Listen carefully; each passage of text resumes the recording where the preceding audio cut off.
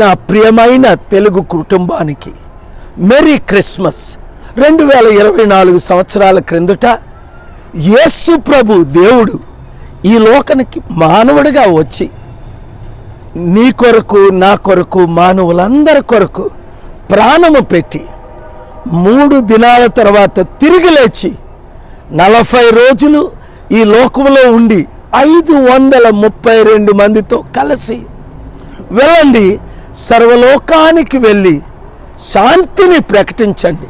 మతాన్ని ప్రకటించమనలేదు, ఒక మతంలోకి మార్చమనలేదు, ఇంకో మతం నుండి శాంతిని ప్రకటించండి.